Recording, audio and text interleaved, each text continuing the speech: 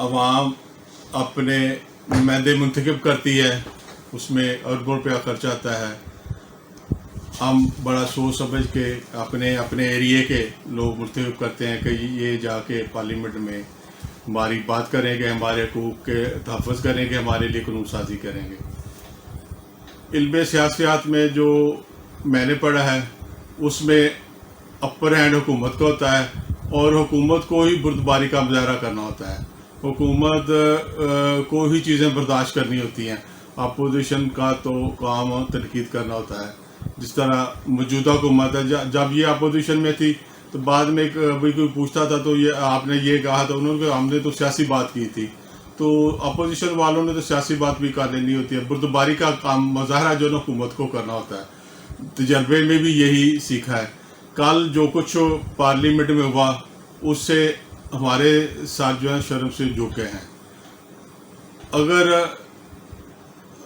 वज़ीर आज़म खिताब करता है जो लीडर ऑफ द हाउस है, तो उसके बाद लीडर ऑफ द अपोजिशन का भी उतना ही हक है। तो जब अब लीडर अपोजिशन ने बात शुरू की तो जो हुआ वो सारा कौम ने देखा। हमारी सियासी बस्ती की ज़रूर है, ज़ाहिर है हम पाकिस्तान के शहरी हैं, लेकिन अब पाकिस्तानी शहरी होने के नाते अपने नुमाइंदों पर तनकीद भी कर सकते हैं। हमारी तनकीद किसी बस्तगी की वजह से नहीं है। जो हमारा दिल दुखता है या जो हम देखते हैं उससे हम एनालिसिस करना या तनकीद करना हमारा हक है। तो कल जो कुछ हुआ उससे पाकिस्तान का जो तअस्सुर है दूसरी दुनिया में वो कुछ बेहतर नहीं हुआ। जिस तरह शोर गोगा हो रहा था, बजट बुक जो है वो फेंकी जा रहे थे, ये सारा काम जो मैंने देखा है वो हुकूमत की तरफ से पहल शुरू हुई है। तो पार्लियामेंट का तअस्सुर, हुकूमत पाकिस्तान का तअस्सुर कोई अच्छा बाहर की दुनिया में नहीं गया।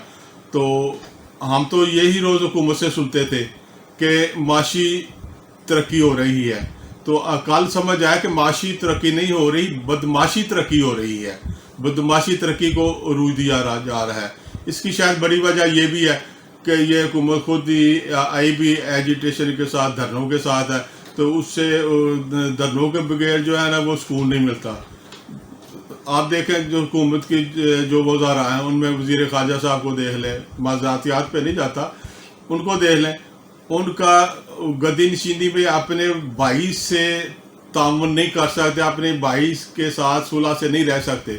जो वज़ीर अपने घर में अपने भाई के साथ सुलह में नहीं रह सकता, वो अपोजिशन के साथ किस तरह अच्छा तअस्सुर कैम करके रह सकता है। ये सारी दिखावे की हमें चीज़ें। इस तरह वज़ीर आज़म साहब से भी बाज़ ऐसी हरकतें कर जाते हैं जिससे दिल भी दुखता है और शर्म भी आती है। मसलन वो एक दिन बिलावल भुट्टो साहब की नकल कर रहे थे। वज़ीर आज़म है वो, बेशक हमने उसे वोट दिया या नहीं दिया, वो सबके वज़ीर आज़म है। उसे इस तरह बच्चों वाली हरकतें जेब नहीं देती। एक वो वज़ीर आज़म है, दूसरा उसकी उम्र 70 साल के करीब है, वो एक सियाना बंदा है, अच्छी पोस्ट पे बैठा हुआ है। तो बच्चों वाली की हरकतें, बच्चों वाले जो डायलॉग है वो अच्छे नहीं लगते। इसी तरह जब वो अमेरिका में गए हुए थे, नवाज शरीफ साहब अंदर थे, तो उन्होंने बड़ी छोटी बात की। वज़ीर आज़म को इतनी छोटी बातें जेब नहीं देती कि मैं जाके इसके ऐसी तरवा दूंगा। तो इस तरह ना जब होता है तो फिर कौम का जो सारे रोज शर्म से झुक जाता है। तो जब तक ये इकट्ठे नहीं बैठेंगे किस तरह ये कानून साजी करेंगे, किस तरह हमारे काम करेंगे। तो हमें कौम को अब होश के नाखन लेने चाहिए, हमें सोच के वोट देने चाहिए। अगर हमारे वोटों पे फैसला होता है तो हमें किस तरह के नुमाइंदे लाने चाहिए। जो मुझे एक वज़ीर साहब जो है हुकूमत के वो बहुत अच्छे लगते थे, शफकत महमूद साहब। तो कल बड़ा दुख हुआ, वो भी बच्चों वाली हरकतें कर रहा था। जो आजकल